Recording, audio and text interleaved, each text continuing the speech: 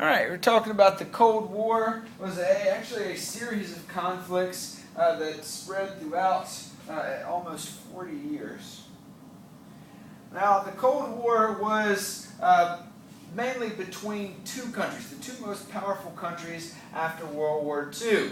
The U.S. and the USSR were the most powerful countries. Now, in the U.S., they believed they had an ideology of capitalism and democracy. Capitalism, when a country has the businesses in a country can control themselves or make decisions for themselves without government control.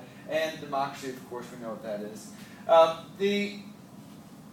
In a capitalist democracy, the society has inequality. There is a hierarchy in society, but it rewards people for being innovative because they are rewarded, they're paid more if they work hard, if they create new things. Whereas the ideology in the USSR was based on communism, and especially Leninist communism, where it had a strong state government, but everybody was going to be equal in society. And they also, in Leninism, you have a totalitarian dictator. Now, in the USSR, people were equal. It is communism, but it does not reward hard work or innovation, so a lot of times economically they would fall behind. And so these two ideologies were contrasting each other, and there was a lot of tension that was created between the two. Now, the U.S. was afraid of communism spreading. It had already spread to the USSR. It was spreading through Eastern Europe. A lot of people, there were talks even in the United States of communism. And they were afraid of communism spreading, which they referred to as the domino effect. One country falls, and then it influences another country, and then it falls, just like a row of dominoes. So the U.S. wanted to not make these communist countries to be democratic capitalist countries. They just wanted to stop its spread, and they called this containment. Now, the U.S. actually issued a policy called the Truman Doctrine that said they would help any country that was actually threatened with communism, that they would even go to war to help communism from spreading there. And here you can kind of see in this poster, this propaganda poster, the fears of the United States, these Americans being chased by these communist zombie-like creatures.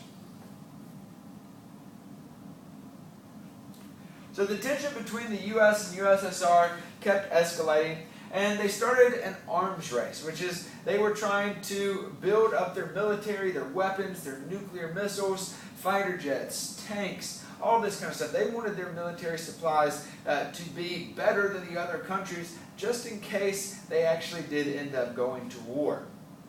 Now, we created so many nuclear missiles during the Cold War, and so did the USSR, that we were afraid of something called mutually assured destruction. As if both countries launched the missiles at each other, both countries would be completely wiped out. They'd be completely destroyed. And this is mutually assured destruction, also referred to as MAD. We also engaged in something called the space race. This is the race to see who could get a rocket into space, land on the moon. But the thing that was most important was to put satellites in outer space, because you could that would help communication, beam communications across the world, and also would help surveillance and trying to watch the other country and what they were doing. So as tensions grew between the United States and the USSR, alliances started to form, just like in the World Wars. On the U.S. side, they joined something called the Western Bloc, and just generally referring to Western countries, the U.S., Britain, France, Turkey, and most of Western Europe.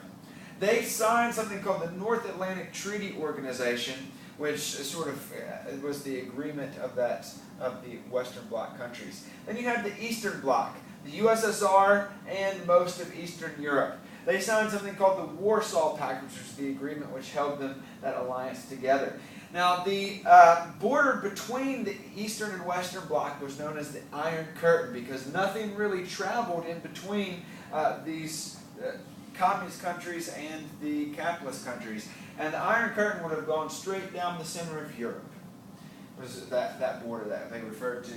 You also have a lot of countries that are in the non-alignment movement. They didn't want to get involved in these tensions over ideologies. And most of these countries were newly independent countries. They were not strong, didn't want to get involved in the Cold War.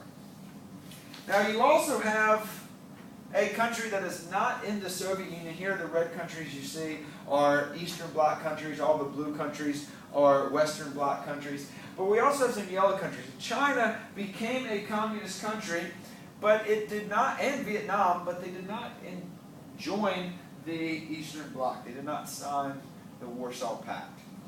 And in China, this happens as the Qing dynasty is ending.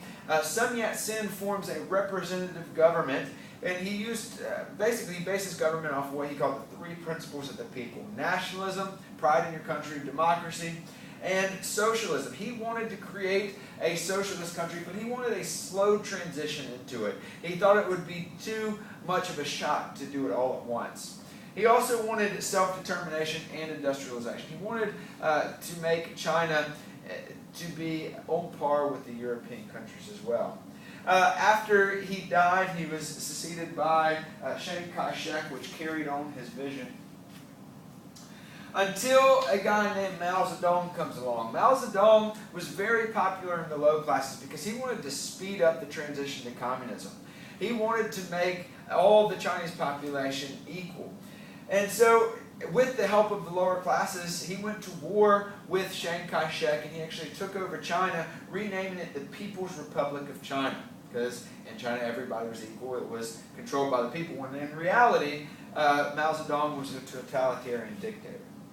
And he forced Chiang Kai-shek to the island of Taiwan. Today, Taiwan still claims to be the real Chinese government. But as China was starting communism, as Zedong was starting communism, he used something called the Great Leap Forward, which is very similar to Lenin's new economic plan. It's when the government takes control of the factories and the farms and the businesses. And he would distribute money as he thought he saw fit. But the problem with this is that he did not pay farmers what they thought they deserved for their food. And so the farmers basically just stopped farming. And this created a famine that killed 30 million people.